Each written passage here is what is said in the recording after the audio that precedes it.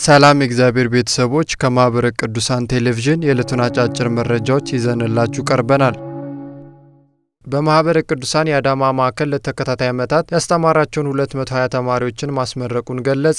በማህበረ ቅዱሳን የአዳማ ማዕከል በስሩ ባለው የአዳማ ሳይንስና ቴክኖሎጂ ዩኒቨርሲቲ ግቢ ጉባኤ ለተከታታይ ዓመታት ያስተማራቸውን 220 ተመራቂዎችን በናዝሬት ደብረ አሚን አቡነ ተክለ ሃይማኖት ቤተክርስቲያን አስመርቋል።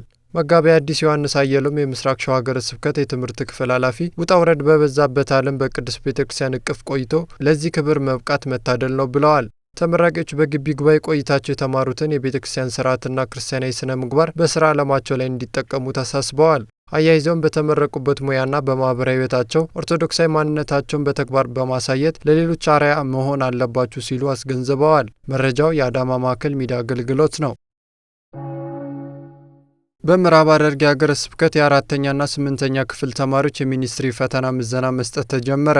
በዛሬው ዕለት ሊቀ ሕሩያን ቆሞስ አባ ፍቅረ ዮሐንስ ብርሃኑ የሀገረ ስብከቱ ዋና ስራ አስኪያጅ በተገኙበት ስርዓተ ትምህርቱን ለተከታተሉ በርዕሰ ከተማው ለሚገኙ ተማሪዎች ፈተናውን ማስጀመራቸው ታውቋል። በተጨማሪም ፈተናው በሀገረ ስብከቱ ስር በሚገኙ ወረዳዎች ለ1 ዓመት በትምህርት ሃይማኖት፣ በመጽሐፍ ቅዱስ ጥናት፣ በሚስጥራተ ቤተክርስቲያንና በሌሎችም ትምህርታቸው ላጠናቀቁ ለ4ኛና ለ8ኛ ክፍል ተማሪዎች እየተሰጠ ይገኛል። ተማሪዎች በትምህርታቸው ያገኙትን ክርስቲያናዊ ስነ ምግባር በተግባር በማሳየት ለቤተ ክርስቲያንና ለነገ የሀገር አገልጋዮች መሆን አለባችሁ ተብሏል። መረጃው የምዕራብ ሐረርጌ ሀገረ ስብከት ሚዲያ ነው። በጌዲዮ ኮሬና ቡርጅ ሀገረ ስብከት 22 አዳዲስ አማንያን ተጠምቀው የሥላሴ ልጅነትን አገኙ። ኤክቱስ የሀገረ ስብከቱ ሕዝብ ግንኙነት ክፍል በመረጃው እንዳሳወቀው በሀገረ ስብከቱ በኮሬ ዞን ወረዳ ቤተ ክህነት ባለው በደርባ ቅዱስ ሚካኤል ቤተክርስቲያን 22 አዳዲስ አማንያን ተጠምቀው የሥላሴ ልጅነትን አግኝተዋል። ለእነዚህም በጥምቀት የቅድስት ሥላሴ ልጅነትን ላገኙ አዳዲስ አማንያኑ በእምነታቸውና በቤተክርስቲያን እንዲጸኑ የተለያዩ ተግባራት እንደሚከናወኑ ተጠቁሟል። በቀጣይም ሌሎች ኢአማንያንን አስተምሮ በማስጠመቅ ወደ ቅድስት ቤተክርስቲያን ኅብረት እንዲቀላቀሉ ስራዎች ተጠናክረው እንደሚቀጥሉ ተገልጿል።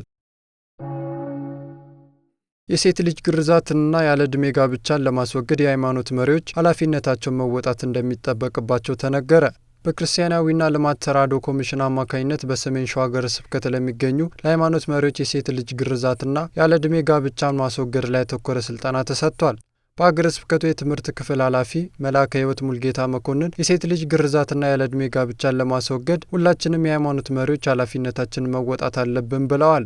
በስልጠናው ላይ ከሞጃና ወደራ፣ ከባሶና ወራና፣ ከቀይት፣ ከአንጎለላ አጠራ ወረዳዎችና ሌሎች ጥሪ የተደረገላቸው ኃላፊዎችና ተወካዮች ተሳትፈዋል። መረጃው የአቡነ ቀለምሲስ ሚዲያ ነው። ብፁዕ ቅዱስ ማር አግናጢዮስ ኤፍሬም ዳግማዊ የኤፌሶን አርሜንያ ካቶሊክ ፓትርያርክን ተቀብለው አነጋገሩ።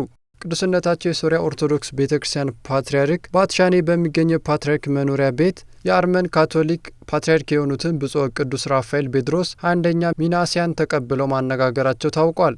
በቆይታቸውም በመካከለኛው ምስራቅ ያለውን የክርስቲያኖች ሕልውናና ምዕመናን እየገጠማቸው ስላሉት ፈተናዎች ተወያይተዋል። ሁለቱ አባቶች እንዳሉት ክርስቲያኖች በአካባቢ ባሉ አስቸጋሪ ሁኔታዎች የገጠማቸውን ማህበራዊና ኢኮኖሚያዊ ፈተናዎች እንዲቋቋሙ መደገፍ ያስፈልጋል ብለዋል። በተለይም በሁለቱ አብያተ ክርስቲያናት መካከል ያለውን መንፈሳዊ ወንድማማችነት በማጠናከር ለጋራ ተጠቃሚነት መስራት እንደሚገባም አክለዋል። መረጃውን የሶሪያ ቤተክርስቲያን የፌስቡክ ገጽ ከሆነው ዩኒቨርሳል ተመልክተነዋል።